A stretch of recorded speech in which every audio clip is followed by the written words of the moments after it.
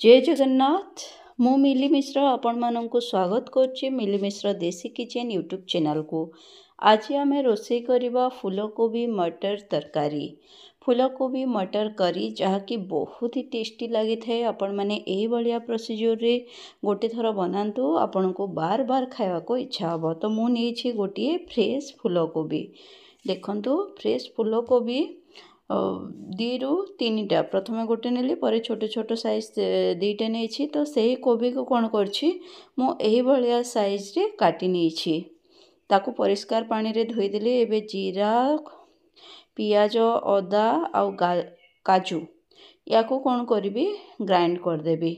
एबे कढ़ई बसे कि सरसो तेल देली। सरसो तेल रे जो आमे पूरा सफा करी धोई कि रखिथिले फूलकोबी ताकू भाजिबा। तो फूलकोबी जो काटिची देखंतु नाड़ गुड़ा को टिके पतला पतला साइज रे काटी नेछि। फूलकोबी भी बेसी छोट साइज नुह किंबा बेसी बड़ साइज रे भी काटिनी। आ नाड़ मान को पतला पतला करी काटी देछि। तो ये आराम रे सिझी जिवो। देखंतु फूलकोबी को आमे भलो भाबरे भाजी नबा। को भलिया भाबरे मु भाजुची आपण माने देखंतु।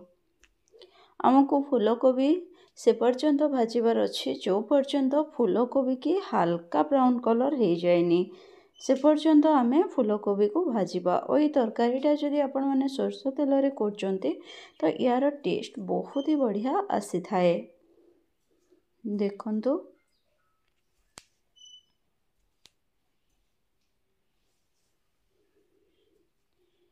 देखंतु केउ भलिया भाबरे मु उल्टा पाल्टा करूची।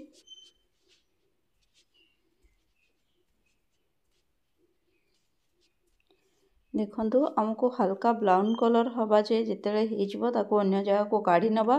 पुणी से कड़े रे देबा सरसो तेल। तेल गरम होला परे कलर पाई दबा चीनी आउ जो मु मसला ग्राइंड करिकी रखिथिली सेही मसला को एथिरे आमे पकई नबा आउ ताको भाजिबा। देखंतु कि भली भाबरे मु मसला को भाजुची। हमको मसला को भलो भाव भाजी दबार अच्छी कहीं ना जदि मसला भल से भाजी नहला तरकारी रो टेस्टा पूरा बदली जाए थाए, बहुत खराब लगी थाए। एबे हमें हलदी गुंड दे दबा। देखंतु मो हलदी गुंड पकई देली। एबे हल्का टिके मर्च गुंड आपण माने पकई पारिबे। जदि घरे छोट पिला अछंती स्किप मध्य करि पारंती। एबे मु टमाटो को ग्राइंड करिकी रखिछि। मु टमाटो को काटेनी छोट छोट पीसेस रे ताको ग्राइंड कर देछि। आउ से ग्राइंड करा हितिबा टमाटो को आमे पकई दबा।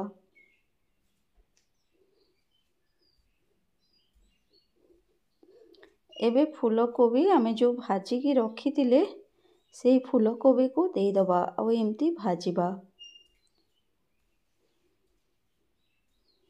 देखंतु मु को भलिया भाबरे फूलकोबी को भाजुची। आपण मानकु जो मु बतैथिबा प्रोसीजर माने फूलकोबी मटर तरकारी रेसिपी पसंद आसुची तो निश्चित भाबरे कमेंट रे जणेबे। एबे हमें लास्ट रे दे दबा गरम मसला।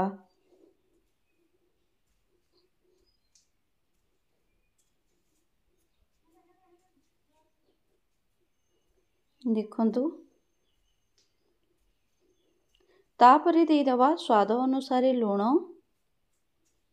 स्वाद अनुसार हमको लूण दे दबार अच्छी। आउ दे दबा मटर। हमर ग्रीन मटर एबे अवेलेबल हे गलानी मार्केट रे। ताको दे दबा आउ घांटी नबा आउ ढांकुणी ढांकी दबा 15 ରୁ 20 मिनिट पाए। तापरे हमर रेडी ही जिवो फूलकोबी मटर तरकारी।